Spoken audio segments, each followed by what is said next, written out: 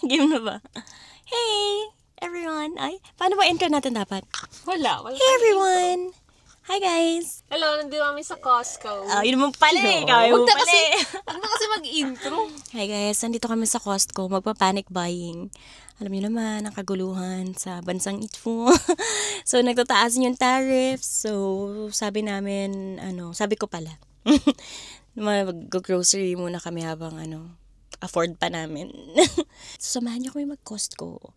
Nagugutom na ako. So, samahan niyo kami manginain ng mga ng mga samples. Yung Costco dito, sa mga hindi nakakaalam, ay parang SNR dyan, no? Di ba ako nakapasok ata ng SNR? Macro lang. Tapos naalala ko pa yung si Betty Boop pa nga yung Yung dapat yung height mo, ganun, si Betty Boop. Mga karotang, ba't ba magmura? Ang luma nun eh. Doon din yun, di ba? Tinayuan ng SNR. Ay, hindi ko alam. Oo. I don't know. Yun din pinalta ng SNR. So, yun. Yung Costco dito, parang wholesaler. Tapos, parang siyang SNR Landers. Ganun. Yan. Siya daw magtutulak. Mas malaki pa sa kanya yung cart.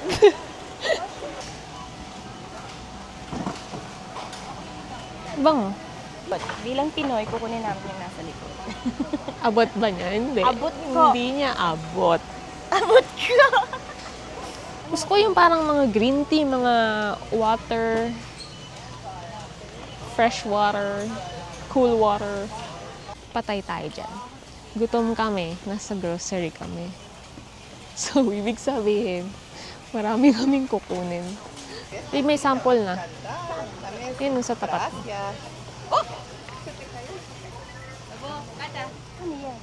Cookies. Lahat ng mga box dito, malaki pa sa kanya. I-move pa. Oh, yung Doritos din, malaki pa sa kanya.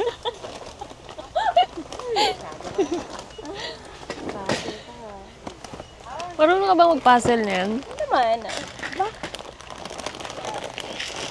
Puzzleista ka pala. Araw-araw yan siya. Umuwi sa bahay na de-puzzle.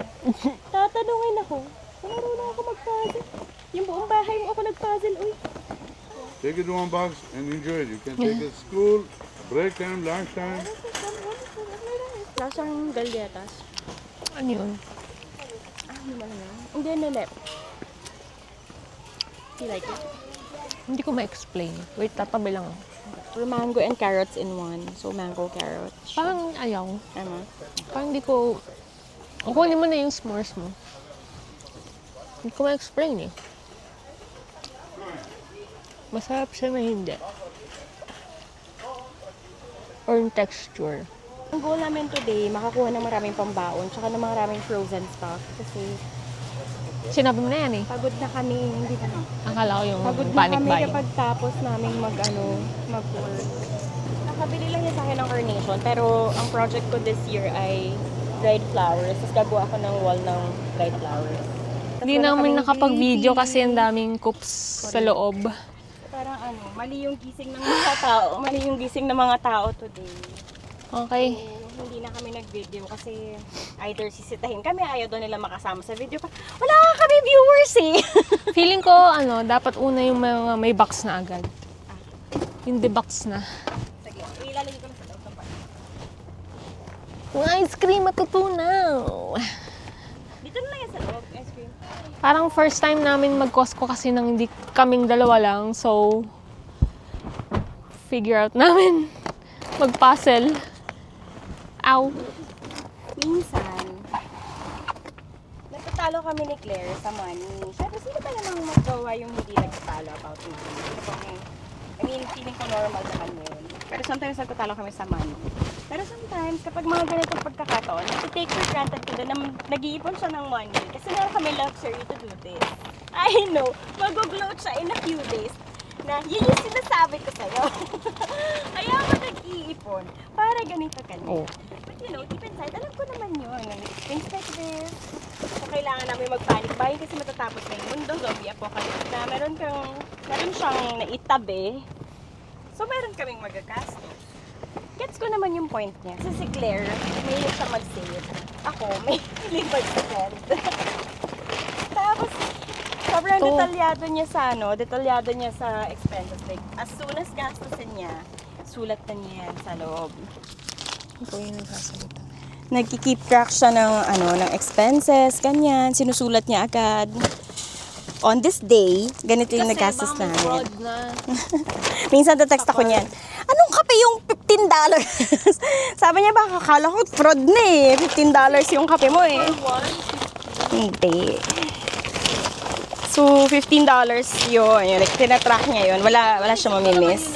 Baka Hindi ko nilibre si Yeva. Binayaran ko si Yeva. Kasi yung workmate ko, dito kasi, hindi ko alam ano sila sa relationships. Like, casual sila sa relationships. Magkaiba na iba ng topic to. Casual sila sa relationships. ano ba sa'yo? Pero weird sila sa friendship. Like, hindi ko pa siya friend. Pero pag dating, jowa na yun, no? Tapos pag nag-break sila, yung moving on stage nila, mabilis. Like, puk, moved on na ako. Parang friends naman sila. Hindi sila Oo. Hindi sila nagsusunog ng nagpo-burn ng bridges. So, ayun, nagkukwenta siya palagi. Like, lagi niya chinecheck yung bangko. Minsan, umaga pa lang na-text ako noon. Text ako niyan. Every morning ako nag-check ng Every morning, nag-check ng bangko. Kasi baka may something eh. Minsan iniisip ko, ganito ba yung mga ibang normal na tao? Nag-check talaga sila everyday ng bangko. Kasi nga baka may fraud. So, yun. Lagi akong naiinis kasi para sa akin personally, dapat ang pera ginagastos. Parang hindi siya dapat pinag-aawayan. Kasi yun nga yung point ng pag-earn. Kaya ako nagsisave for emergency. Like this. Pero, Or kailangan, sakitin ako. Hindi naman lahat cover. lately, nahanap na namin yung balance. Kasi, nag-a-agree na siya na mag-spend sa leisure. Kasi before talaga, parang, oh my God, mag-aantay siya ng emergency bago niya gastusin yung money niya.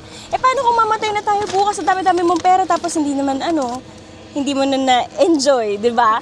So ngayon, pumapayag na siya na, bibilan niya yung sarili niya, ganon. Once a month. Once a month. Ganon. Tapos ako naman, hindi na din ako nag-hoard ng Temu.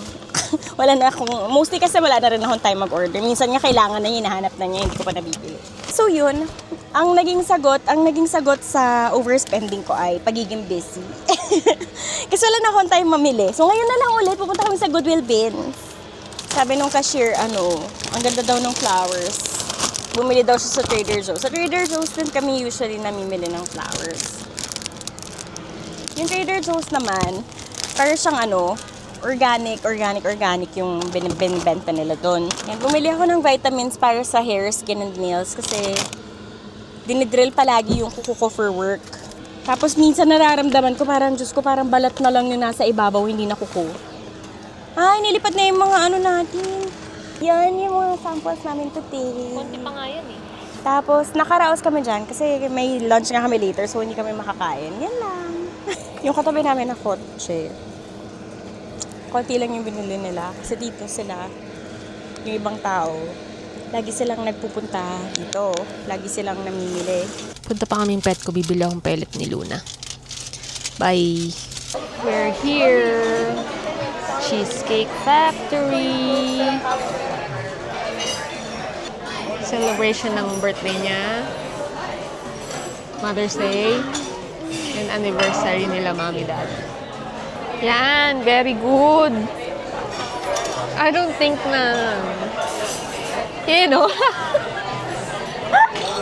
tinakpan niya, meron na sa palda. Dapat yan, Yung buo. Yung pang barber.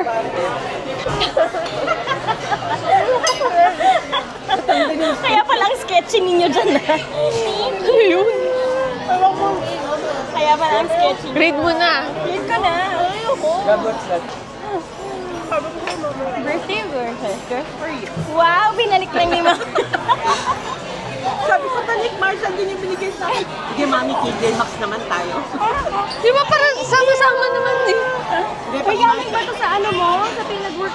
Oh my God! Pag Marshall. Pero inutang niya muna sa akin. Ang laki Hala! Thank you so much. Ayoko yung ganyan. Yung maliliit na noodles.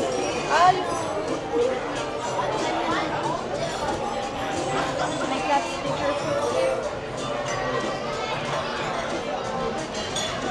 Sabi ko nga katanga naman parang yung sticker mo ka, hindi siya sticker. Dapat ata dinidilaan, parang stamp.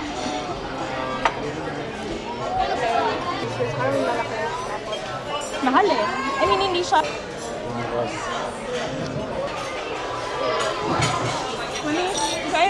I know this is true.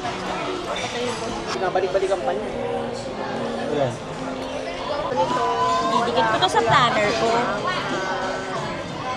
Hi! Sige lang.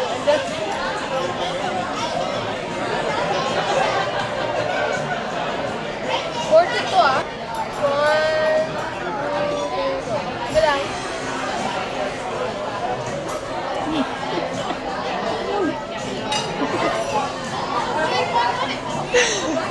Lumabo yung sipon ko. Nakuha na yung sipon niya, lumobo. Hello, nasa Goodwill kami today. Hanggang bukas na naman to. Cafe 86. Ikaw, Gabi. Mami kayo?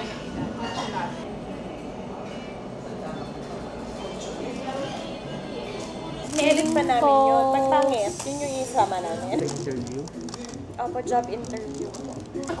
nagkaroon kami ng anak na Sarap. pogi. Recep lang na yung gusto ko. Let's try.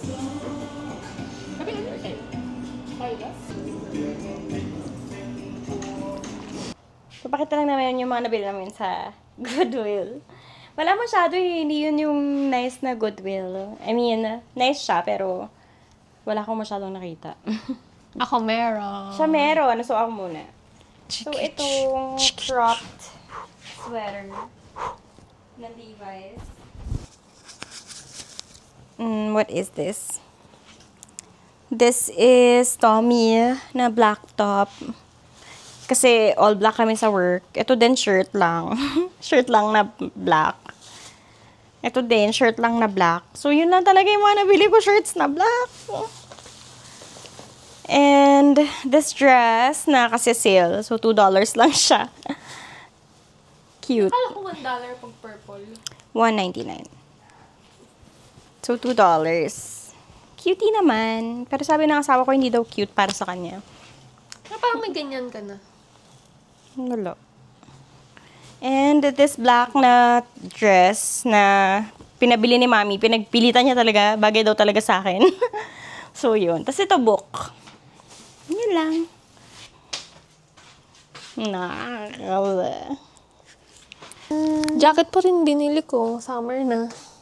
Eh, nagingin ka naman. Hindi naman nagmamatter kung anong season. Gumaganon ako, tumutunog ako. Wala siyang going out clothes. Kaya pinagpilitan ko siyang bilhin niya yan. Open, close. Can I see kung kapag open? Pag close daw. Pag close, kita yung turtleneck. Harap ka dito. Open. I love.